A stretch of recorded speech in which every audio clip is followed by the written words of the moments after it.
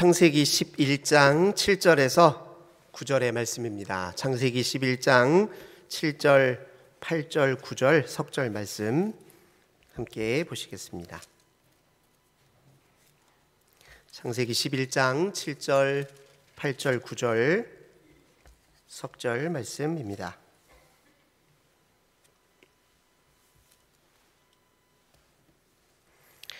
우리 한 목소리로 함께 봉독하겠습니다. 자, 우리가 내려가서 거기서 그들의 언어를 혼잡하게 하여 그들이 서로 알아듣지 못하게 하자 하시고, 여호와께서 거기서 그들을 온 지면에 흩으셨으므로 그들이 그 도시를 건설하기를 그쳤더라. 그러므로 그 이름을 바벨이라 하니 이는 여호와께서 거기서 온 땅의 언어를 혼잡하게 하셨음이니라. 여호와께서 거기서 그들을 온 지면에 흩으셨더라. 아멘. 오늘도 수요 예배에 함께 참여하신 우리 모든 성도님들, 하나님께서 하늘의 은혜와 평화 가득 부어주시길 주님의 이름으로 간절히 기원합니다. 우리 함께 평화 인사 나눌까요? 주님의 평화를 빕니다. 서로 인사하겠습니다. 네, 감사합니다. 우리가 지난 시간에 창세기 10장에서 족보 이야기를 다루었죠. 노아의 세 아들들을 통해서 각 민족이 번성해 나갔던 것을 이제 창세기 10장에서 확인했습니다. 근데 창세기 10장에 등장하는 족보 중에 이제 몇 가지 특징들이 하나가 있었는데, 그 중에 이제 함이라고 하는 노아의 둘째 아들이죠. 그 함의 후예들을 이렇게 살펴보니까 이 함에게서 나중에 가나안 땅에 살고 있었던 다양한 이방 민족들이 다 함의 자손이라는 게 이제 확인이 되었습니다. 근데 이 함과 아버지 노아 사이에 있었던 사건 하나가 있었죠. 작은 에피소드인데 나중에 이스라엘 역사 속에서 일어날 일들을 마치 미리 보여주기라도 한 것처럼 이 함이 노아에게 대했던 행동을 유심히 보면 우리가 그걸 확인할 수 있지요. 노아가 어느 날 이제 포도주에 취해서 이제 실수로 자기 하체를 다 드러내놓고 자고 있을 때 이 함은 어찌했습니까? 아버지의 그 치부를 다른 형제들에게 그대로 고스란히 다 드러냈어요. 이스라엘 역사 속에서요, 이스라엘의 가장 취약하고 약하고 불완전한 면모를 다 그 민낯을 낱낱이 드러내 주었던 민족이 바로 가나안 땅의 이방 민족들이에요. 그 이방 민족들 때문에 이스라엘이 시험도 많이 들고 또 불신앙의 길로 빠지기도 하고요. 자기 민낯을 다 드러냈잖아요. 그러니 나중에 가나안의 이방 민족의 역할을 보여주기라도 하듯 함이 그렇게 노아의 치부를 다 이제 드러낸 이야기가 이제 우리가 지난 시간에 살펴봤던 이야기입니다. 그러나 이제 그러니까 창세기 10장에서 다루고 있는 그 족보 이야기의 사실 방점은 모든 민족들이 다 그 기원이 하나라는 것을 보여주기 위한 것이 이제 그 목적이 있습니다. 다 노아에게서 기원한 자손들이에요. 노아의 아들들에게서 각 민족이 다양하게 번성해 갔지요. 그 이야기는 무엇을 의미합니까? 우리 하나님께서 노아에게 희망을 거셨듯이 노아의 후손 모든 민족에게 희망을 거셨다는 걸 의미합니다. 노아를 사랑하셨듯이 노아의 후손들, 모든 민족들을 하나님 동일하게 사랑하신다는 걸 의미하거든요. 하나님이 이 온 민족에게 기대했던 바가 무엇입니까? 나와 소통하고 끊임없이 교제하고 또 상호 간에 서로 온전히 소통하고 아름다운 교제를 맺어가며 하나님의 백성으로 온전히 살기를 하나님이 기대하셨잖아요. 그걸 기대하는 마음으로 이제 10장의 족보 이야기가 그려지고 있습니다. 10장의 말미에 보면 셈의 아들들의 족보 이야기가 등장하는데, 우리는 이제 셈이 이스라엘의 시조인 아브라함의 가장 윗조상이라는 걸 이제 알고 있는데, 10장에 나오는 족보에서는 이 셈의 아들들 중에 이스라엘을 연상할 만한 그런 선조들을 거론하지 않아요. 일부러, 의도적으로. 왜냐하면 10장의 방점은 어디까지나 기원이 같다라는 걸 보여주려고 하는데 방점이 있기 때문에 그렇습니다. 그런데 우리가 이제 11장 말미를 보시면 셈의 족보가 한 번 더 등장합니다. 11장 10절부터 셈의 족보가 한 번 더 등장하는데요. 이 족보는 앞선 10장의 셈의 족보와는 조금 방점이 다릅니다. 누구에게로 귀결되냐면 아브라함에게로 귀결돼요. 그러니까 셈으로부터 시작해서 셈의 자손들 중에 수많은 민족들이 있었어요. 하지만 특정한 한 민족, 이스라엘의 시조인 아브라함에게로 수렴하는 그런 형태로 족보를 기술합니다. 10장에 있는 족보하고 11장에 있는 족보가 달라요, 내용이. 이유는 무엇입니까? 이 온 인류를 창조하시고 온 민족의 창조주이신 우리 하나님께서 이 온 인류를 구원하시기 위해서 이스라엘이라고 하는 특정한 한 민족을 선택하셨다는 걸 의미합니다. 만유의 주님께서 온 인류를 구원하시기 위해서 한 민족, 한 사람을 주목하여 선택했다라는 걸 강조하기 위해서 11장의 족보 이야기는 그렇게 아브라함으로 이제 귀결이 된다 이해할 수 있습니다. 이제 사실 우리가 이 이유 때문에 이스라엘의 역사에 관심을 갖는 거예요. 이스라엘의 역사는 이스라엘만의 역사가 아닙니다. 이스라엘의 역사는 하나님의 역사이고 곧 온 민족의 역사입니다. 우리가 이스라엘 역사 책을 가까이 두고 있는 이유가 무엇입니까? 다 여기 때문에 그래요. 네. 만약에 이스라엘만의, 우리 하나님이 이스라엘만의 하나님이셨다면 우리가 굳이 이스라엘 역사 이야기를 주목할 필요가 없고요. 그리고 다른 나라 말로 쓰여진, 본래 히브리어로 쓰여진 그 성경책을 볼 이유도 없습니다. 우리 민족에도 우리 민족 나름의 시조가 있고 신화가 있잖아요. 우리가 아는 대로 단군 신화, 그 단군 할아버지 섬기면 될 일이죠. 하지만 우리가 이스라엘 역사를 주목하는 이유는 이스라엘 역사 속에 등장하시고 자기를 계시해 보여주신 하나님이 온 인류를 창조하신 하나님이시고 온 인류를 구원하기 위해서 지금도 일하시는 하나님이라는 걸 확실히 믿기 때문에 이스라엘 역사에 주목하는 거예요. 창세기가 사실 보여주고자 하는 핵심 중에 하나가 바로 이것입니다. 우리가 왜 이스라엘에게 주목해야 되는지, 하나님이 그 민족을 특별히 사용하셔서 온 인류를 위한 구원의 계획을 시작하셨기 때문에 이 역사 이야기에 주목하는 것입니다. 근데 이스라엘의 역사 속에는요, 늘 뭔가 아슬아슬함이 있어요. 연속적인 것 같지만 불연속적이에요. 뭔가 자연스럽게 흘러가는 것 같지만 한 번씩 이렇게 툭툭 단절된 느낌을 갖습니다. 예를 들면요, 11장의 셈의 족보 중에서 30절 한번 보세요. 30절에 보니까 사레 이야기가 등장하는데, 이 사레는 아브라함의 아내잖아요. 아브라함의 아내입니다. 사레는 임신하지 못함으로 자식이 없었더라, 이런 표현을 쓰고 있어요. 참 이게 사실은 굉장히 앞서 우리 하나님의 약속과는 배치되는 말이에요. 하나님은 노아에게도 약속하실 때 뭐라고 했냐면 생육하고 번성하라고 얘기하셨어요. 생육과 번성을 약속하신 하나님이 유독 왜 이스라엘의 역사 속에서는 사레는 임신을 못하고 있다라고 여기 기재해요. 우리는 뒷이야기를 아니까 이야기를 보더라도 무덤덤하게 이렇게 읽는데요, 만약에 우리가 성경을 처음 읽었다고 생각해 보세요. 그러면 쭉 읽다가 30절에서 한번 막히게 돼 있어요. 뭐지? 하나님 분명히 생육하고 번성하라고 약속해놓고 여기서는 왜 갑자기 사레는 임신을 못해서 자식이 없다는 말을 하게 될까? 이렇게 되잖아요. 근데 이제 뒤이어서 우리가 확인을 하게 되잖아요. 이 사레가 99세, 아브라함 100세 때에 아들을 낳게 돼요. 도저히 자연적으로 낳을 수 없는 나이에 자식을 갖게 되거든요. 그러면 그 순간에 우리는 무릎을 탁 치면서 깨닫는 거예요.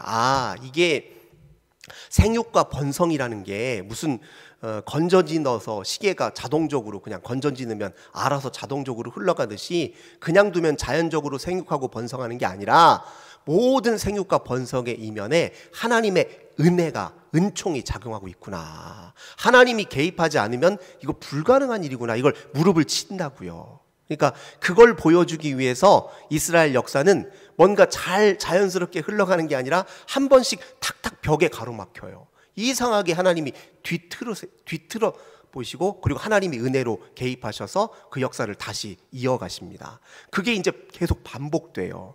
이제 그 족보 속에서 드러내고자 하는 핵심은 무엇입니까? 이스라엘의 역사는 이스라엘이 주도하는 역사가 아니라 하나님의 은총과 개입의 역사라는 걸 보여주는 거죠. 우리도 똑같아요. 우리 인생이 그냥 자연스럽게 물 흐르듯이 그냥 맡김없이 잘 흘러가면 얼마나 좋아요.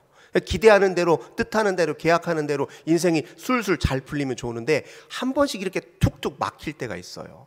뭔가 건널 수 없는 강이 생기고요, 넘어갈 수 없는 벽이 한 번씩 툭툭 생깁니다. 그럼 똑같아요. 우리도 똑같이 이스라엘의 역사가 하나님의 역사니 그 역사를 통해서 우리 역사를, 우리 개인사를 보는 거예요.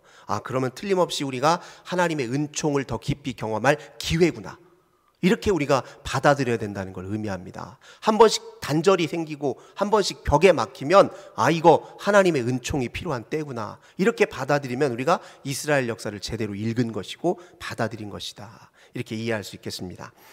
그래서 이렇게 1장을 통해서 앞으로 전개될 이스라엘의 역사는 하나님의 역사라는 걸 이제 보여주는데, 왜 하나님이 이스라엘이라는 특정 민족을 선택하셔서 구원의 큰 계획을 시작하셨는지 그 배경이 되는 이야기를 이제 11장 1절부터 다루고 있습니다.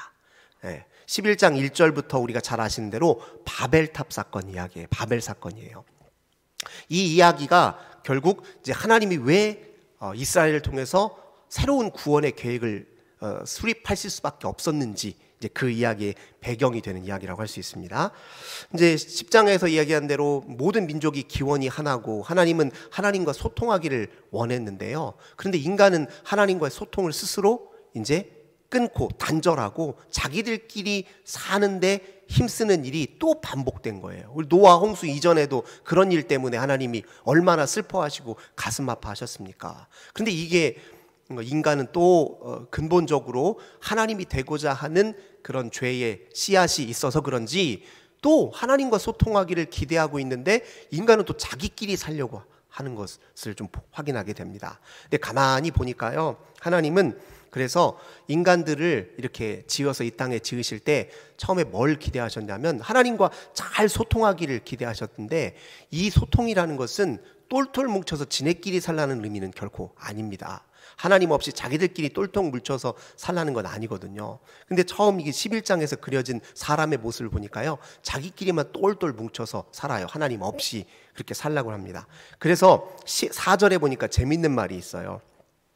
또 말하되 자 성문과 탑을 건설하여 그 탑 꼭대기를 하늘에 닿게 하여 우리 이름을 내고 온 지면에 흩어짐을 면하자, 이런 표현을 쓰고 있어요. 그러니까 뭐냐면 우리끼리 똘똘 뭉쳐서 살자, 그런 의미예요. 이거 보면 어떻게 보면 참 좋은 의미 같기도 하잖아요.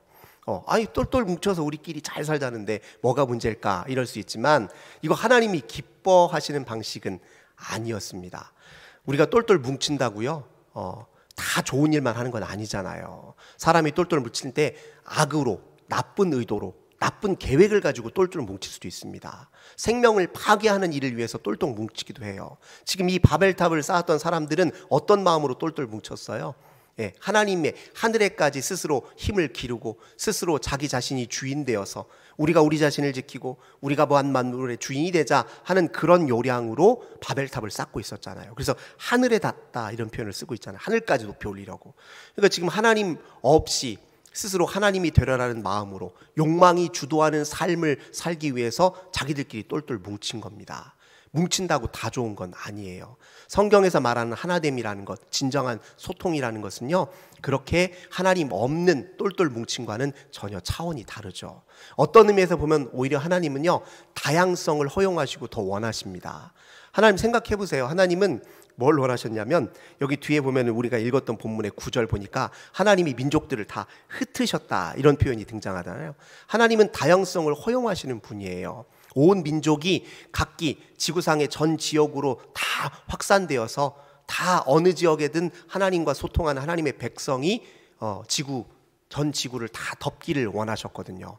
그리고 다양한 서로 차이를 드러내면서 그럼에도 불구하고 하나님과 그 근본에서 늘 소통하는 그런 아름다운 다채로운 그런 모습들을 기대하셨거든요. 그러니까 다양한 색깔, 다양한 방식으로 하나님과 관계 맺고 하나님과 소통하고 다양한 방식으로 하나님을 찬양하는 그런 사회를 꿈꾸고 이제 시작했는데, 이들은 그냥 자기들끼리 똘똘 뭉쳐서 하는 일이 욕망이 주도하는 삶, 하나님 없이 스스로 하나님을 만들려는 삶에 이제 천착했다는 것을 이제 여기서 이제 보여주고 있습니다.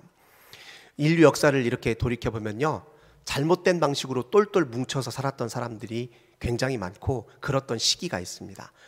이건 예수 믿는 사람들이라고 얘기가 없어요. 예수 믿는 사람들의 역사 속에서도 그림자 같은 게 있습니다. 예를 들면 우리 개신교회의 처음 선교사들은 그중에 이제 청교도들이 굉장히 많았거든요. 근데 이 청교도들은 우리가 잘 아는 대로 종교의 자유를 찾아서 영국에서 아메리카 대륙으로 건너갔던 사람들이에요. 근데 그곳에 갔을 때 아메리카 대륙에는 인디언들이, 본래 토착민들이 터잡고 있었잖아요.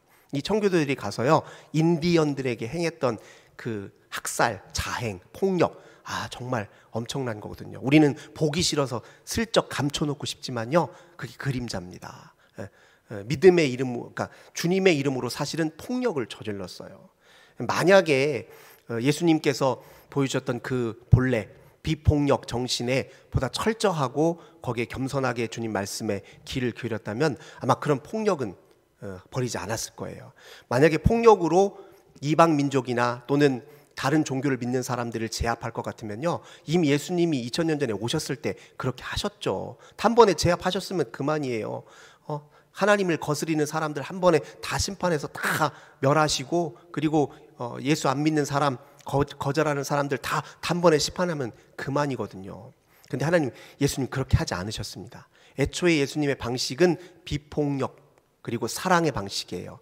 선으로 악을 이기는 방식으로, 하나님 사랑으로 녹여서 하나님의 사랑으로 다시 빚으시는 방식이 예수님 방식이잖아요. 근데 인류의 역사 속에서는요, 예수 이름으로 뭉쳐서 오히려 하나님 뜻을 거스리는 역사도 사실 솔직히 있었습니다. 그러니까 그런 그림자들을 보면요, 무조건 하나로 뭉친다고 좋은 게 아닙니다. 제국의 역사도 마찬가지인데요, 이 제국이 주창하는 바가 다 뭔지 아세요? 하나된 제국이에요. 한 황제 아래 모든 민족과 나라가 다 하나가 되자, 이게 제국이 늘 주창하는 바입니다. 로마 제국도 우리 로마 제국 치하, 로마 황제 안에 너희들이 순종해라, 복종해라, 그러면 너희들의 평화를 보장하겠다. 근데 항상 뒤에서는 뭘 갖고 있죠? 칼을 이렇게 들고서, 창을 들고서 이렇게 억압하면서 강제적으로 그 자기들에게 순종하게 만들었거든요. 그런 하나됨은 거짓된 하나됨이잖아요. 그 안에 폭력이 있잖아요. 강제성이 있습니다. 인간에 대한 존중이라는 것 하나도 없어요. 오로지 자기 힘을 과시하는 방식으로 하나를 만들면 뭐합니까? 우리가 집단화라고 하는 것이 가지고 있는 이제 위험성이 바로 거기에 있습니다. 사람이 이렇게 혼자 개개인으로 뒀을 때는 참 선하고 좋은 사람인데요, 어떤 특정한 이데올로기로 같이 뭉치면요, 그 집단이 폭력을 행사하는 경우가 상당히 많습니다. 오늘 이 시대의 여러 갈등들 중에 하나가 뭐냐면은 정치 이념에 따라서 진보니 또 보수니 서로 그냥 한번 집회 때 만나면 막 큰 싸움이라도 벌어질 것 같아요. 근데 그게 사실 참 개개인으로 만나면요, 다 순하고 좋은 사람들인데 일단 이렇게 어떤 특정한 이념으로 집단화되기 시작하면 거기서만 엄청난 그 부정적인 힘이 막 발산이 돼요. 왜 그렇게 살아야 됩니까? 인간이 만든 이데올로기가 진리라 되는 것이냐? 그럴 이유가 없거든요. 미국의 라이놀드 니버라고 하는 그 유명한 신학자이다 정치 철학자라는 분이 있어요.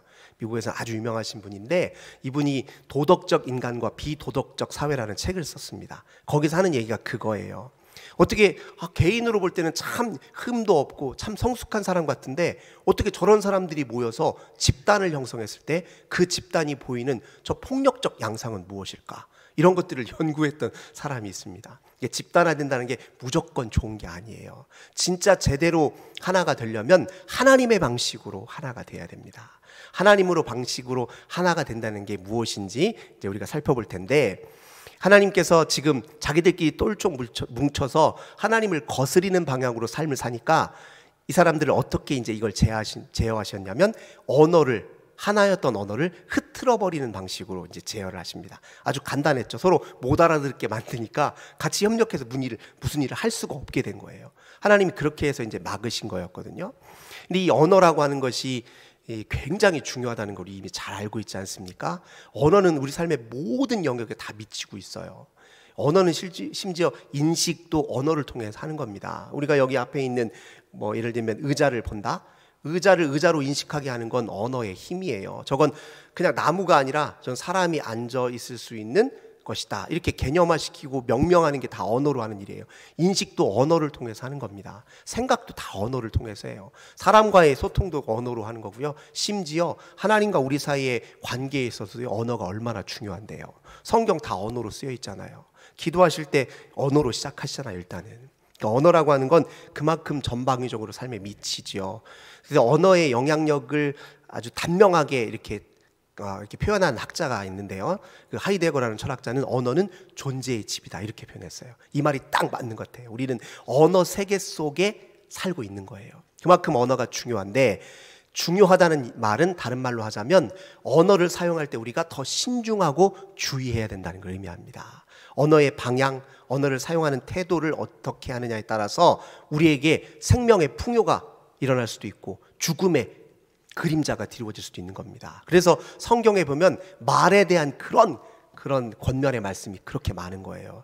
말을 다스리는 게 가장 어려운 일 중에 하나라고 얼마나 성경이 강조합니까? 이 말을 잘못 놀리면 사람을 죽이기도 하고 살리기도 해요.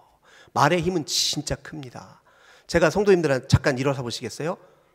하면 일어서시겠죠 아마. 제가 성도님들을 억지로 일으킬 수는 없지만 제가 한번 일어서 주십시오 하면 일어설 거예요. 우리 전도사님이 아까 이렇게 서로 손을 뻗어서 축복해 주세요 하니까 다 따라 주셨잖아요. 예, 그게 언어의 힘이에요. 그렇게 언어의 힘이 셉니다. 그러니까 그런 언어를 어떻게 잘 사용해야 되는지 성경은 강조하는데요. 하나님은 이 언어로 서로 하나님과 먼저 소통하기를 원하십니다. 그리고 하나님과 더 친밀한 관계를 맺기 원하십니다. 그리고 사람들끼리도 친밀한 상호 존중하며 온전한 소통을 이루어서 그리고 사랑이 증진되기를 그렇게 바라시죠. 언어가 그런 방향으로 쓰일 수 있도록 하나님들 기대하시거든요. 이 언어라고 하는 것이 가장 아름답게 잘 쓰여서 진정한 하나됨을 이룬 사건이 한 번 있었습니다. 그게 바로 사도행전 2장의 사건이에요. 사도행전 2장 한번 건너가 보실게요. 사도행전 2장에 보면 예수님이 제자들에게 약속하셨잖아요. 너희는 기도하라. 성령이 너희에게 임하시면 너희가 권능을 받고 예루살렘과 온 유대와 사마리아와 땅끝까지 이르러 내 증인이 되리라. 이렇게 약속하셨거든요. 그래서 제자들이 예수님 승천하신 이후에 마가의 다락방에 모여서 기도했습니다. 그때 성령이 불과 바람으로 임했어요. 이제 잠깐 제가 주제에서 좀 비껴나가도록 말씀을 드리면 제가 처음 성령 체험을 했던 것도 저는 불과 이 바람이라는 게 진짜 가짜인 줄 알았어요. 근데 저도 그렇게 비슷한 경험을 기도하다가 진짜 했습니다. 그러니까 기도하고 방에서 무릎 꿇고 기도하는데요.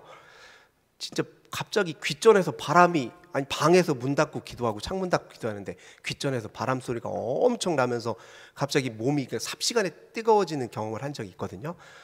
그래서 하나님은 때로 이렇게 감각 경험적으로 강하게 인상을 남기는 방식으로 터칭하시기도 하시는구나. 제가 그때 처음 경험했을 때 그게 20대 초반이었어요. 그러니까 물론 모든 사람에게 동일한 방식으로 하나님이 당신의 사인을 주시는 건 아니에요. 그러니까 이제 다양한 방식으로 하나님이 곁에 있다라는 걸 알려주실 텐데 저는 처음에는 이제 성경의 이야기가 그냥 다 상징인 줄만 알았는데 하나님은 때로 그 상징으로서 넘어서 실제로 감각 경험적으로도 그렇게 하실 수 있도록도 이끄시는 분이구나. 제가 그때 처음 경험했습니다. 이게 불과 바람으로 강하게 임하셨어요. 근데 성령님이 그럼 그전에는 없었냐? 아니에요. 이미 예수를 주로 시인하는 순간 그 안에 성령님 내주하고 계셨거든요. 근데 우리가 하도 거기에 성령님께 둔감하니까 무덤덤하니까 강하게 한번 사인을 주신 거예요. 제가 몇 번 비유로 말씀드렸지만 공기가 우리 안팎을 둘러싸고 있는데 평소에는 의식이 잘 안 되잖아요. 근데 한번 바람이 세게 치고 나면 공기가 실제로 있구나. 내 주변에 있구나. 내 안팎으로 있구나 알게 되잖아요. 그러니까 성령님이 늘 같이 계셨고 그들 안에 내주하셨지만 무덤덤하니까 이렇게 있다라는 걸 강하게 한번 각인시켜준 사건이 바로 불과 바람 사건이거든요. 근데 이때 하나 더 충격적인 아주 신비한 경험을 하게 되는데 그게 이제 방언 경험입니다. 근데 우리가 일반적으로 알고 있는 방언과 사도행전 2장에서 말하는 방언은 차원이 달라요. 우리는 방언하면 이제 기도 뜨겁게 하다가 그러니까 알아들을 수 없는 하늘의 이렇게 신비한 언어를 이렇게 얘기하는 것을 주로 이제 방언으로 이렇게 말하는데요. 이제 사도행전에서 말하는 방언은 그게 아니에요. 베드로가 그 불과 바람으로 성령을 뜨겁게 경험하고 나서요. 이제 말씀을 쏟아내기 시작하는데 설교를 하는데 베드로는 아람어로 설교를 합니다. 왜냐하면 당시에 갈릴리 지역 유대 사람들이 썼던 공용어는 아람어였어요. 아람어. 이 아람어로 설교를 하는데요. 각 지역에서 흩어져서 이 마가의 다락방으로 모였던 디아스포라 유대인들이요.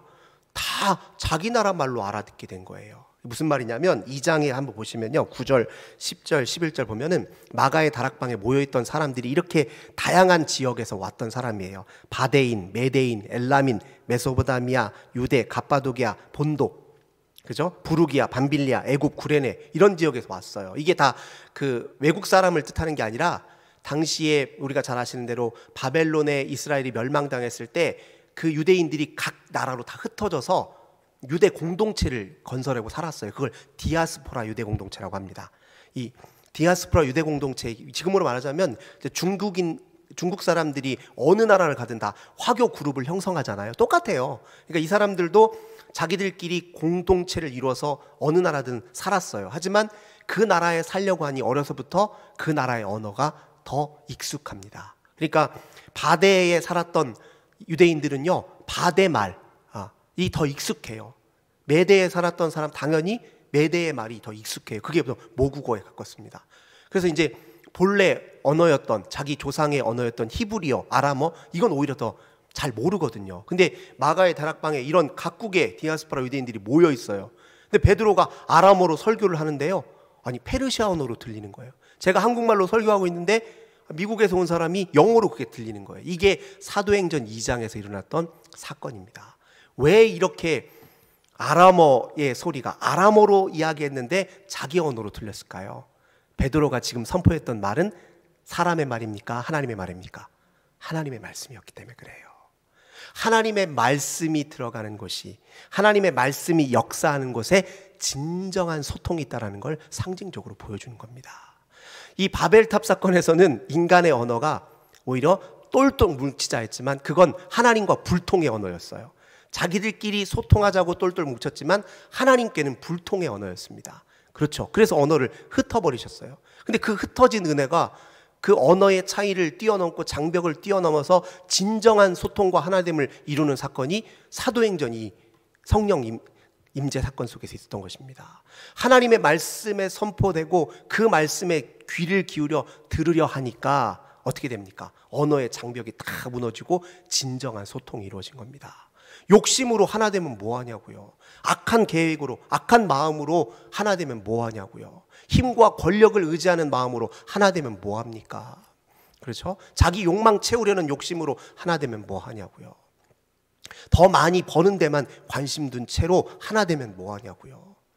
우리 민족끼리만 잘, 우리 그룹끼리만, 우리 집단끼리만 잘 살려고 하는 우리 집단 외에 다른 집단들은 다 무시하고 억압하고 배제시키고 하는 그런 못된 마음으로 똘똘 뭉치면 뭐하냐고요. 진짜 우리를 하나 되게 하고 소통하게 하는 것은 성령, 하나님의 언어라는 겁니다. 말씀 앞에 설 때, 그 말씀에 주의를 기울일 때 우리에게 진정한 소통이 있고, 이 소통은 하나님과의 소통을 기초로 온 우리 민족이 진짜 소통해 갈 길이라는 것을 이게 상징적으로 보여주고 있는 거죠. 결국 하나님께서는 이때 흐트러놓은 거를 언제 다시 완성시킨 거예요? 예수 그리스도를 통해서, 그리스도 안에서 우리에게 주어진 성령님을 통해서 우리를 진정으로 하나로 이끌어 가시는 역사를 계속 만들어 가셨던 것이죠. 그래서 신약 성경에서 그렇게 하나됨을 강조하는 거예요. 근데 그 하나됨은 다 무엇을 기초로요? 성령의 언어, 하나님의 말씀의 언어를 기초로 하는 것입니다. 원래 이 언어의 힘이라고 하는 것은 바로 여기에서 출발하는 것입니다. 이스라엘과 하나님이 끊임없는 언약 관계를 형성하잖아요. 그 관계는 항상 언약 관계라고 얘기하잖아요. 그 언약이라는 게 뭡니까? 하나님의 말씀을 매개로 서로 관계를 형성하는 거예요. 그러니까 이스라엘 사람들이 가장 중요하게 생각하는 구절은 신명기 6장 4절입니다. 신명기 6장 4절 제가 한번 읽어드릴게요. 이스라엘아 들으라. 우리 하나님 여호와는 오직 유일한 여호와이시니 너는 마음을 다하고 뜻을 다하고 힘을 다하여 내 하나님 여호와를 사랑하라. 이스라엘아 들으라 할 때 이 들으라라는 말이 이제 히브리어로는 쉐마입니다. 쉐마 이스라엘. 이 말로 시작하는 이 말씀을 가장 중요한 말씀으로 받아요. 주님의 말씀을 들어야 그 말씀을 들음을 기초로 우리 인생이 서로 모든 막힌 문이 열리고 서로 간에 온전한 소통이 이루어지고 그저 하나로 못된 마음으로 똘똘 뭉치는 것이 아니라 하나님이 기뻐하시는 방식으로 아름다운 교류와 교제와 그리고 친교가 이루어지는 그런 삶으로 이끌어주는 힘이 하나님께 귀를 기울이는 데서부터 시작한다. 이게 성경의 정신입니다. 그러니까 이 말씀에 귀를 기울이는 게 얼마나 좋은 일이고 얼마나 우리에게 생명이 되는 일인지 모르죠. 그래서 오늘 말씀을 우리가 이렇게 받으셔야 됩니다. 우리 생명의 원천이 어디 있느냐? 주님 말씀을 듣는데요. 의사소통을 잘하는 사람의 특징이 있죠. 다른 사람과 대화가 잘 통하는 사람의 특징이 뭡니까? 사실은 다 듣는 데 있어요. 경청하는 사람과 대화할 때 가장 말이 잘 통합니다. 상대방의 말을 진심으로 들어주는 사람이 사실 그 사람과 대화할 때 속이 가장 시원해요. 지 말만, 자기 말만 막 늘어놓는 사람들 앞에 백날 얘기해 보세요. 그 사람들과 몇 시간 떠들어 보세요. 뭔 얘기했는지를 이렇게 해요. 서로 사실은 듣지 않는 사람과 얘기할 때는요, 같은 나라 말을 쓰더라도 불통이에요. 우리 똑같이 한국말로 하는데 서로 도대체 무슨 말 하는지를 못 알아들어요. 왜요? 안 듣기 때문에 그렇잖아요. 근데 성경은 이미 그걸 우리에게 비밀을 가르쳐 주고 있습니다. 주님 말씀을 듣는 데서부터, 즉 경청하는 데서부터 대화를 시작하고 언어를 사용해 보니 그때 진짜 비로소 이루어지는 거거든요. 경청할 때요, 우리는 존중받는다는 느낌을 받습니다.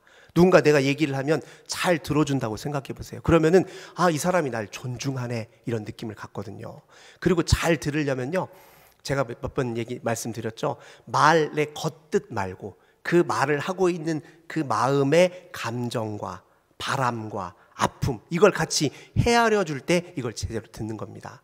말의 행간 속에는 항상 뭐가 담겨 있어요? 감정이 담겨져 있거든요. 그 사람의 필요와 아픔이 담겨져 있습니다. 그걸 같이 들어주면 제대로 듣는 것입니다. 그렇게 듣고 또 자기 자신에게서 올라오는, 자기 마음에서 그 사람을 향해서 반응하는 이런저런 이제 자기 감정이 또 있어요. 예를 들면 듣다 보니까 어떤 사람의 말은요, 그러니까 잘 들어주려고 애는 쓰는데 이렇게 불편해요. 내 마음을 불편하게 하는 사람들이 있어요. 이제 그때 그럼에도 불구하고 내 마음에서 생기는 이 불편심을 잘 제어하면서 들어야 또 경청에서 성공합니다. 우리가 잘 듣기 좋은 말만 하는 사람들만 귀 기울여 들으라고 하나님이 우리에게 언어 주신 것 아니거든요.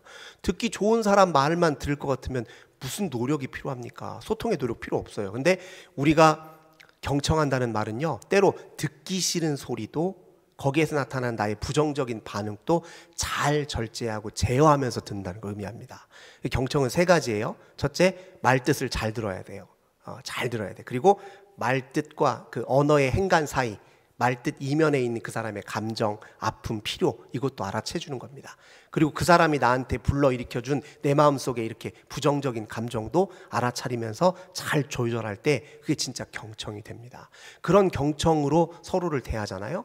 그럼 우리 관계가 훨씬 더 깊어집니다. 한번 해보세요. 제가 거짓말인지 다 맞잖아요. 우리 경험적으로 이미 다 아시는 겁니다. 근데 그런 마음도 누구에게서 배우냐고요? 하나님께 경청하는 데서 그걸 다 배우는 겁니다.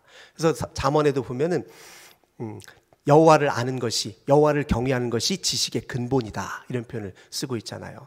다 경외라는 게 다 듣는 데서, 주님께 주의를 기울여 듣는 데서부터 출발하는 겁니다. 그게 바로 우리의 인생을 사는 가장 좋은 지혜로운 방식이고 우리 인생의 생명과 풍요한 열매를 맺는 가장 중요한 비밀이라는 것을 우리가 기억해야 될 것입니다. 오늘 말씀을 그렇게 받읍시다. 도대체 우리는 똘똘 뭉쳐서 무슨 일을 도모하고 있는지. 우리끼리 말은 잘 통하는 사람들이 있죠. 근데 그 말 잘 통하는 사람끼리 도대체 마음속에 꿈꾸고 있는 게 무엇이냐고요. 거기에 하나님의 역사가 없으면, 하나님의 진리가 없다면 그건 흩어버려야 돼요.